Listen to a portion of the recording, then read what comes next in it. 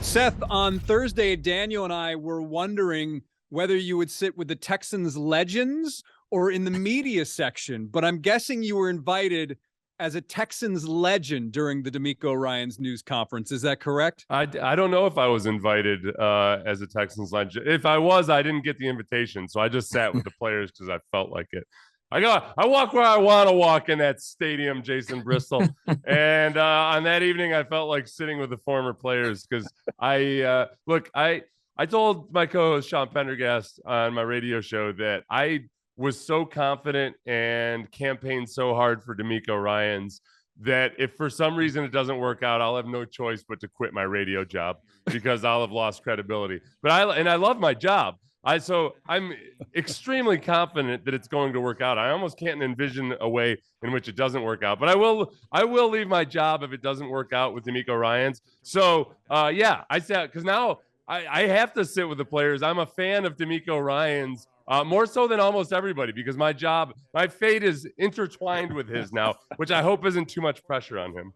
Well, it's funny because one of my questions here, it feels so right about DeMeco. So what could go wrong? So I guess I shouldn't. I'll take that off the list for tonight. Look, one thing obviously that can always go wrong, and plenty of things could go wrong. I think that inability to find a quarterback is just something that if you look at what's happened in Indianapolis, I think Frank Reich and Chris Ballard are both good at what they do. Frank Reich is no longer in Indianapolis basically because they could not find a quarterback. I think it's easy to think, well, look at San Francisco. They haven't really found their quarterback. Maybe Brock Purdy is the guy, but they continue to have success. That's the exception, not the rule. So they need to find a quarterback. And then beyond that, hey, so far it looks like Nick Caserio and DeMeco Ryans really jibe very well together. I hope that continues, but obviously that's another issue we run into. We've seen that in Houston before, if it doesn't work out. Yeah, they've been getting along for, let's see, 1, 2, 3, 4. 4 days. Now, all of us, when he here, knew he was a great leader, right? We all knew that. You could feel it from day one when he got here, just a young guy out of Alabama. But what he's done as a coach has been amazing. And talking with Dameon Pierce yesterday, I asked him, I said, look, are you concerned that your head coach has always been on the defensive side of the ball? You know, some people wanted an offensive coordinator type to be your head coach. And he said, well, as long as he gets a good coordinator and good assistant coaches, everything's going to work out. And that basically is the key here. Yeah, and I think we talked to Nick Caserio on Friday morning about this. And one thing he mentioned was consistency for the quarterback. I think we all assume it's going to be a younger quarterback than Davis Mills here at some point soon.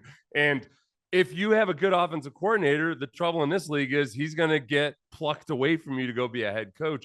So you need to be sure you're picking a coordinator that has a scheme that you can replace the coordinator so you don't have to continue to teach this quarterback new terminology, new philosophies and play calls and all that. And I think the old Kubiak-Shanahan system makes a lot of sense if DeMeco wants to go with something that he spent a lot of time in and is comfortable with. I think there's a lot to be said for having a coach like DeMeco Ryans who's really invested in teaching young players. Because with this team, it's not just about schemes and, how do you get guys in right positions.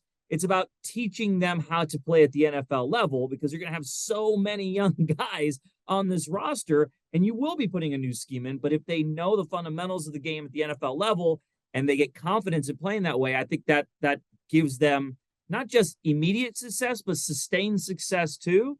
And I think DeMeco being the guy that he emphasized that multiple times in the press conference that he likes teaching players. He did that with San Francisco. So many young guys came through. He was there and look at that defense, how they've developed. So I think that's really key for this Texans team, especially if they want viability for the future. Teaching guys how to win and how to play at the NFL level.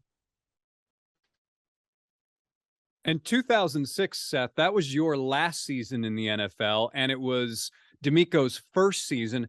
I don't know how much interaction you had with him as a rookie when he was a rookie, but Did he give you any hint that one day he could become an NFL head coach? Was that even in your mind then? Yeah. Oh, yeah. The very first day that he was starting at middle linebacker, I yelled at him in the huddle because he wasn't getting the call out quickly enough. And I almost felt immediately just how mature he was, because for a rookie, he took that in and basically calmed me down just by giving me almost like a fatherly stare. And it was unreal. And I think a lot of people have a hard time explaining just how unique and special a personality he has, because he is that unique. You don't run across a lot of DeMeco Ryans. And I think it's important to remember the reason that people are so excited about DeMeco Ryan is not because of his ability on the field. He was a very, very good football player, but he was not a Hall of Fame or perennial All-Pro football player. He was very, very good. The thing that really set him apart was his leadership, to the point where, yeah, we were calling him Cap his rookie year because he just has that persona about him.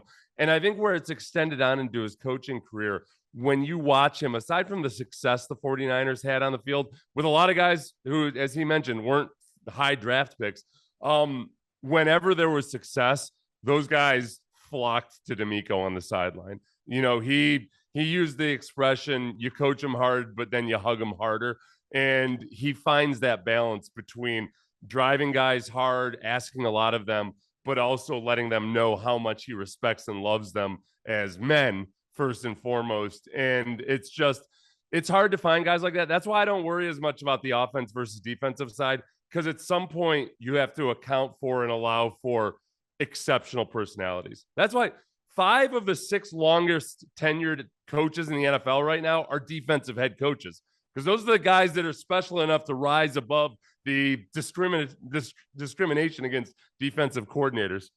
It's an ugly situation.